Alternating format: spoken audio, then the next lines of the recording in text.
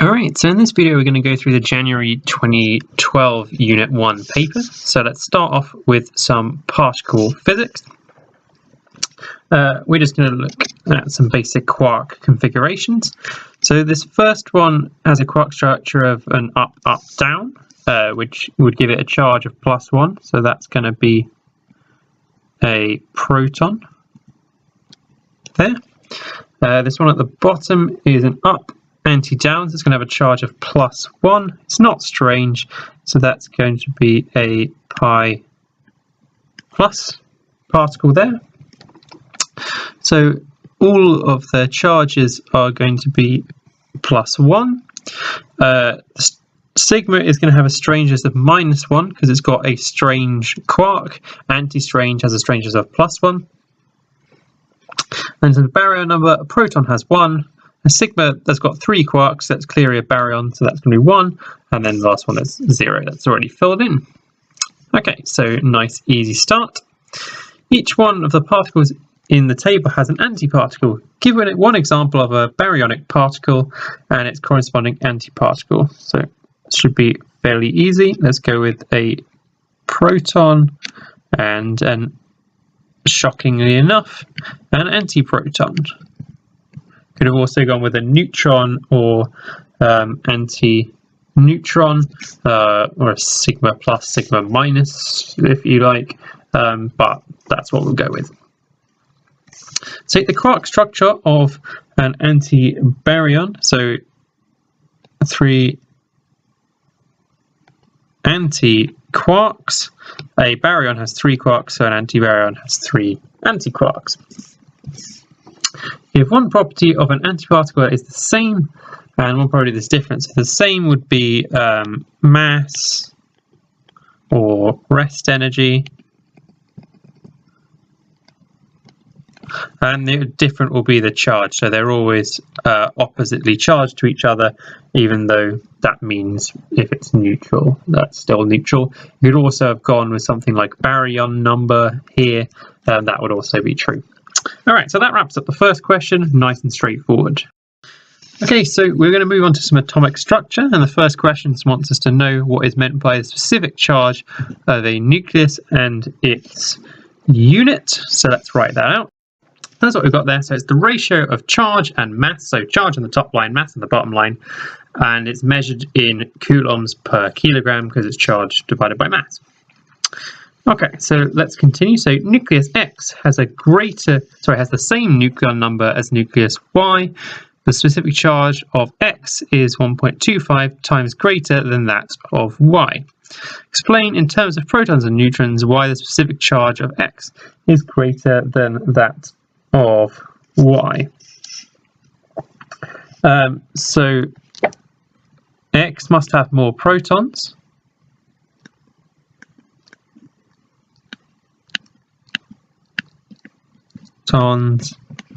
And less neutrons, fewer, because it's a quantifiable thing, fewer neutrons than Y. That's why its specific charge is greater, and the reason so that works, so it gives a greater charge for the same mass.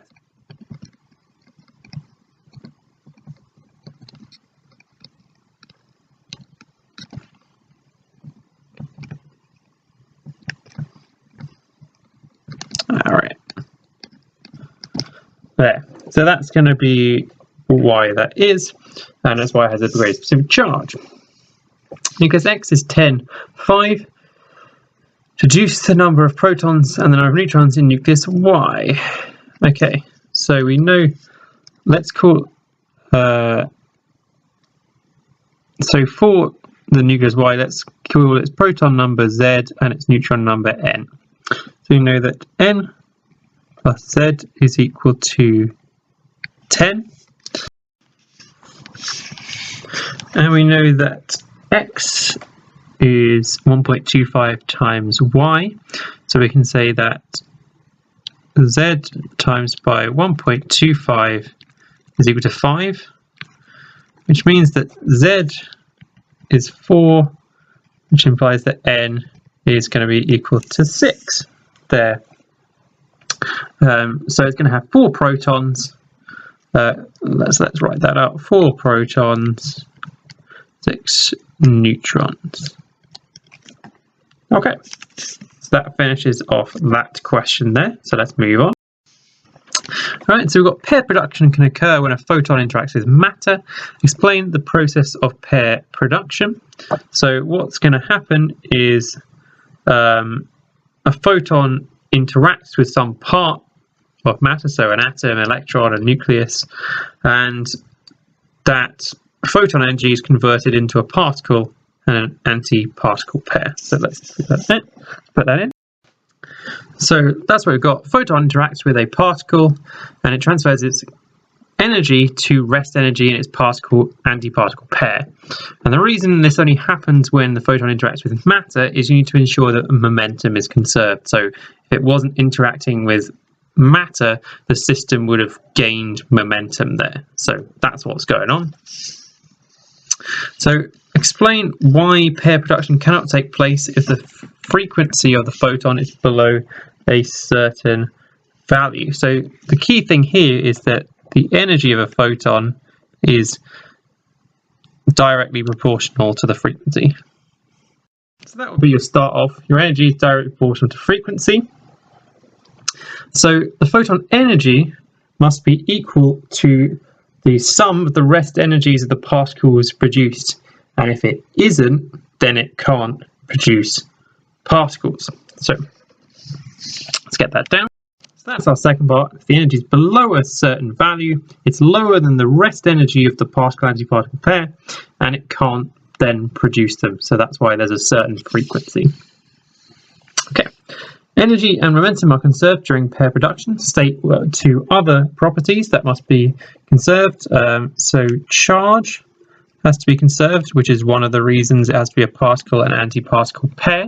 So there's charges add up to 0, and then other ones are the usual ones. So baryon number, all 3 types of lepton number must be conserved. Yeah, let's go with that. Okay, so let's move on to question 4. All right, so we're going to look at the quantum energy levels. So we've got 3 electrons colliding with atoms in ground state. The atoms can be excited or ionized. What is meant by ground state? So ground state is when the electrons are at their lowest or minimum energy level, which is their most stable state. All right, so that's what we've got there when they're at lowest energy or stable state. Explain the difference between excitation and ionization. So for excitation, the electron stays inside the atom but moves to a higher energy level. Ionization is when the electron leaves the atom. Right. So that's what we've got there. Excitation is when the electron gains energy and moves up energy levels inside the atom. Ionization is when an electron gains enough energy to leave the actual atom itself. Okay, so moving on. An atom can also become excited by the absorption of photons. Explain why only photons of certain frequencies cause excitation in a particular atom. Okay, so the key thing is electrons occupy fixed certain energy levels, and they need to absorb essentially the exact right amount of energy to move up to another energy level, and that means they can only absorb photons of a certain energy, which means they can only absorb photons of a certain frequency. So let's put that into an explanation. So the first thing, let's look at the fact the electrons are in fixed energy levels. So that's what we've got there. Electrons only occupy certain discrete energy levels, which means they can only absorb certain energy photons. Why is that? It's because photons can only interact with one electron, so the electron must absorb all of their energy. So that's what we've got there. Photons can only interact with one electron, so the electron must absorb all of that photon's energy. And because electrons can only occupy certain energy levels, that means the photons must be of very specific energy. So the last part is going to be linking energy and frequency, and to do that we've got this equation here.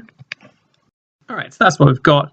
If E equals HF, if the electrons only get excited by certain energy photons, they're only going to absorb fixed frequency photons because the two are essentially the same.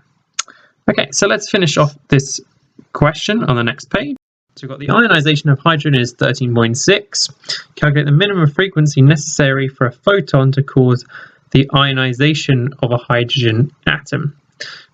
So we're going to use E equals HF, which means that frequency is the energy divided by the Planck's constant. So it's going to be 13.6 times by 1.60 times 10 to the minus 19, to turn that into joules, divided by Planck's constant, minus 34. And that's going to give us a frequency of 3.28 times 10 to the 15 hertz to 3 significant figures. Because the value you've got in the question is 3, you can pluck this number out for 3, and this one's 3, so you're going to give the answer to 3 significant figures there, which is what the last mark will be for. Okay, so let's move on to some electricity. So we've got a student has a piece of wire and is asked to investigate how its resistance changes with temperature from 0 to 100 degrees. Draw a labeled diagram for a suitable arrangement that works. So let's do so got your wire here, which we're going to want to connect to an ohm meter that can measure its resistance. And we're going to then look at submerging that in a water bath here, and we're going to need a thermometer. So let's label a few things. So your water bath is going to enable you to vary the temperature. You're going to use an ohm meter to measure resistance. And then we've got a thermometer to actually measure what the temperature is there, and that should be all the equipment you need to actually undertake this.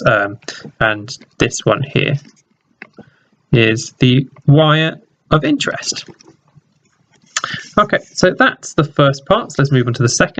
So the second part wants us to actually describe the procedure that we would use, and it's going to want us to explain how we're going to achieve those temperatures, and it wants it to obtain accurate and reliable measurements, which is telling us essentially it wants us to take repeat readings and average them and have some strategies in place to minimize any errors. That's what I read from it, saying it needs accurate and reliable data.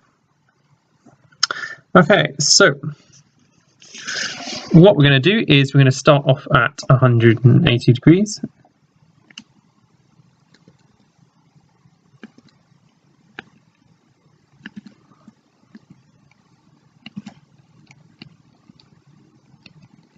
Degrees centigrade, and then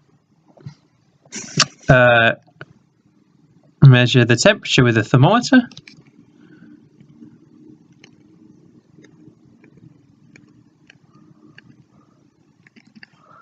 A thermometer, and it wants to be next to the wire to ensure we're actually measuring the temperature of the wire.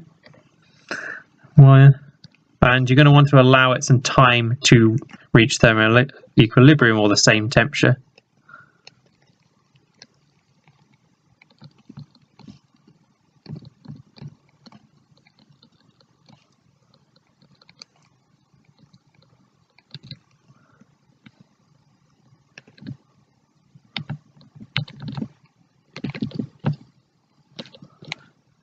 Okay, so that's the first part, And then once you've done that, you're going to want to use the ohm meter to measure resistance. But we want to speed up that process of reaching the same temperature, so you're going to want to stir the water to spread the heat out.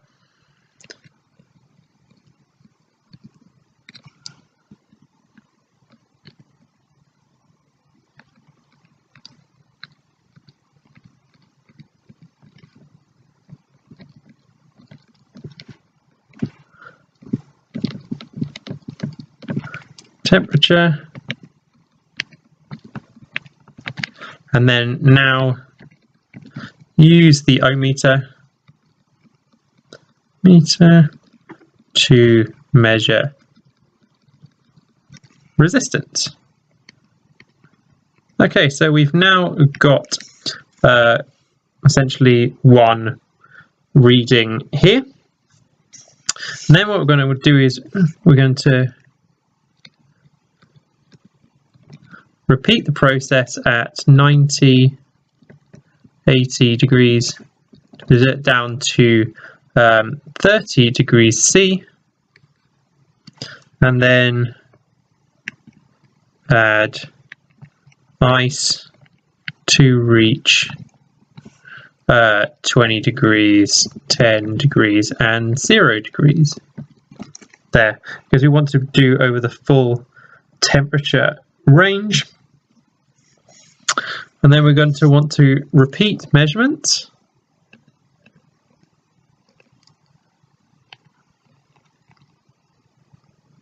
And determine an average resistance at each temperature.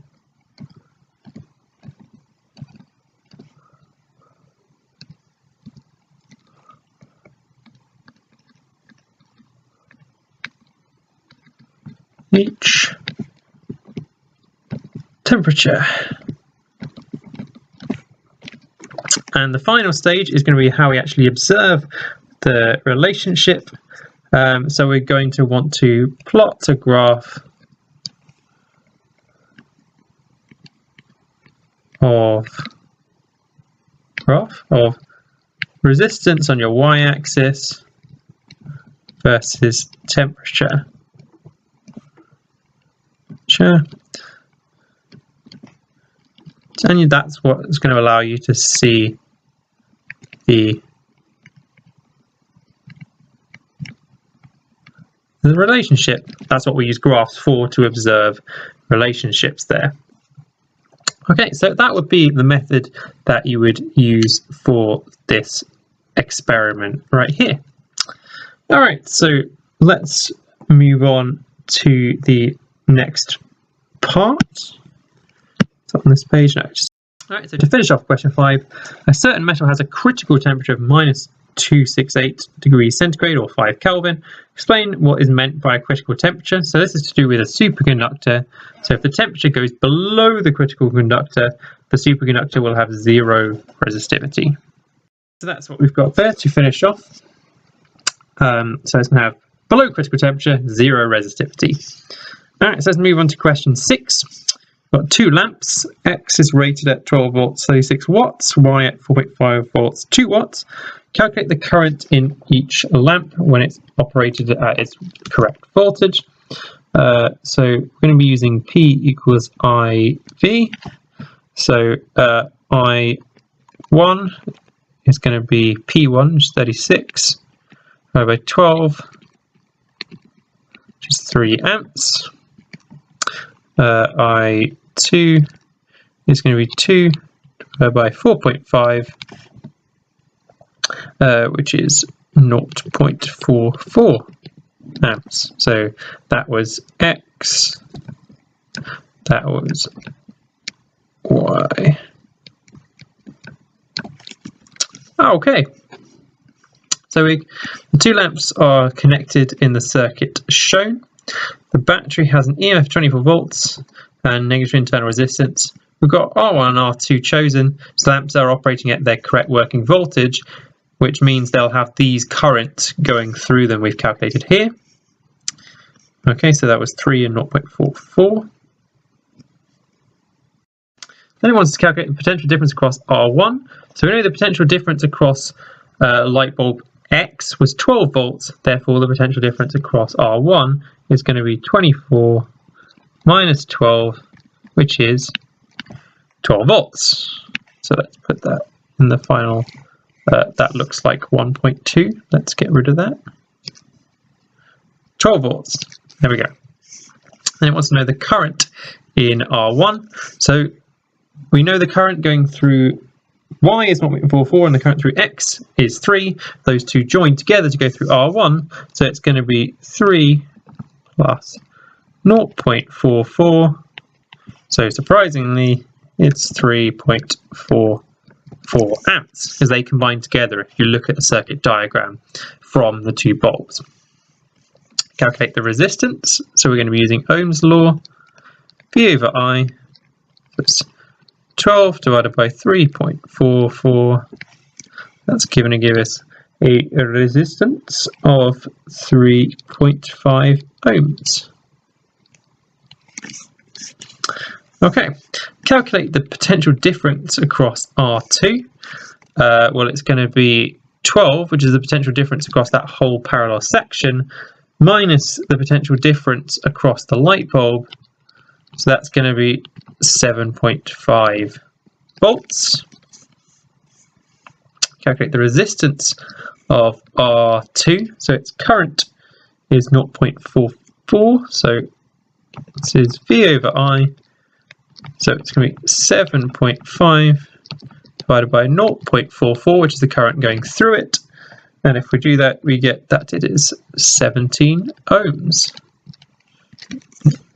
There. So let's finish off.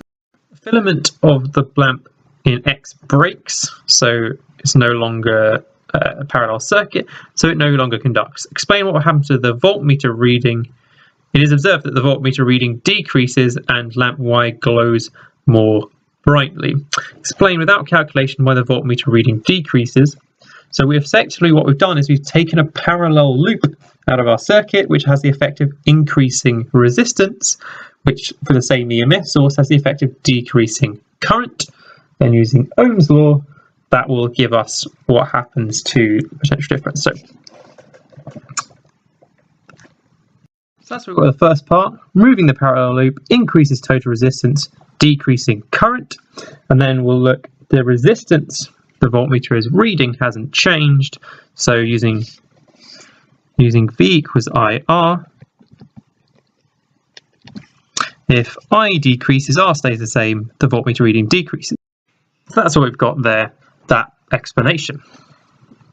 Okay, so explain without calculation why lamp Y glows more brightly. So what's going to happen is if the potential difference across the other resistor decreases, the potential difference across Y must increase. You can see that from looking at Kirchhoff's voltage law. And if you have a bigger potential difference, using power equation, you can see that that's going to mean more power. So let's get that down.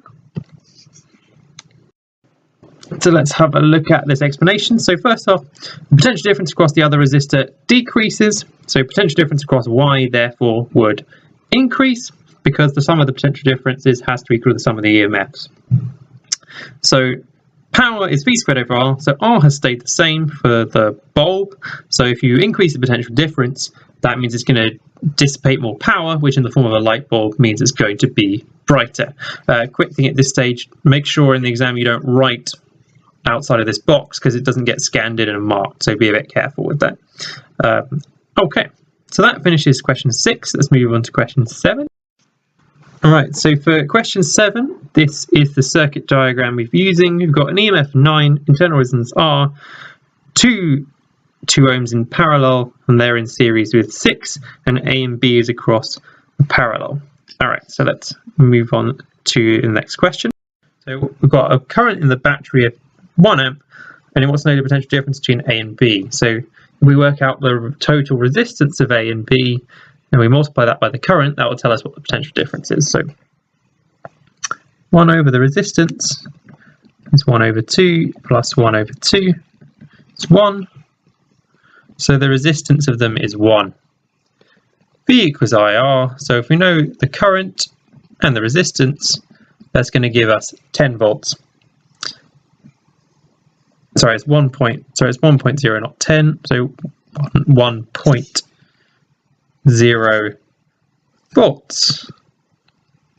There. Okay, so now it wants us to work out the internal resistance R. So we know the total resistance should be given by the EMF divided by the current through the battery. That's 9 divided by 1. That's 9 ohms.